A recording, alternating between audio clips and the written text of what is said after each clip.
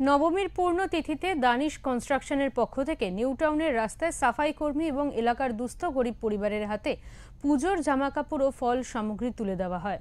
নবমীর দিন নিউ টাউনে এবি ব্লকের অফিসের সামনে প্রায় শতাধিক মানুষের হাতে জামাকাপড় ও ফল তুলে দেওয়া হয়। এছাড়াও নিউ টাউন অঞ্চলের যে সাফাই কর্মীরা আছেন তাদের পরিবারের হাতেও তুলে দেওয়া হয় ফল ও জামাকাপড়। লকডাউনের প্রাক্কাল থেকে দুস্থ মানুষদের সাথে আছেন এই দানিশ কনস্ট্রাকশনের কর্ণধার। দানিশ কনস্ট্রাকশনের জেনারেল ম্যানেজার শিবশঙ্কর নাগ জানান, সারা বছর তারা ব্যবসার সাথে সাথে বিভিন্ন সামাজিক কর্মকাণ্ড করে থাকেন এবং মানুষের পাশে এসে দাঁড়ান। যখনই কেউ কোনো বিপদে পড়েন তাদের সাহায্য করতে আসেন তারা, তাদেরকে যথাসাধ্য সাহায্যের চেষ্টা করেন এবং পরিবারের পাশে থাকেন তারা।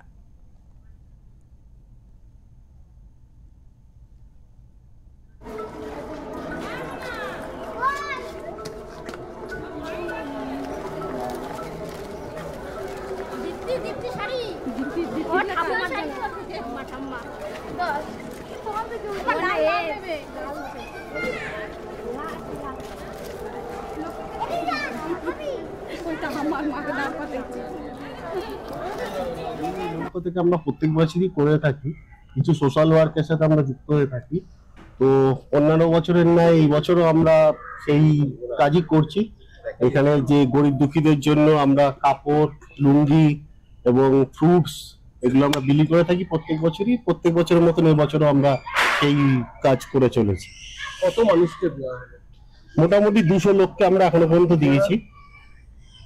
200 লোককে অলরেডি আমরা দিয়ে দিয়েছি, আরো সকালে লোককে আমরা পেয়েছি। কত বছর ধরে চলছে আমাদের এটা? বিগত 2018 সাল থেকে আমরা এটা কন্টিনিউ করছি। বিভিন্ন কর্মসূচির মধ্যে থাকে, তো পুজোটা স্পেশালি পুজোতে করাই হয়। আর বিভিন্ন কর্মসূচিতে রয়েছে, আমরা চেষ্টা করি আমরা যত সাধারণ মানুষের পাশে যেভাবে দাঁড়াতে পারি, সহযোগিতা করতে পারি, যতটুকু আমাদের তরফ থেকে হয় ততটুকু আমরা চেষ্টা করি।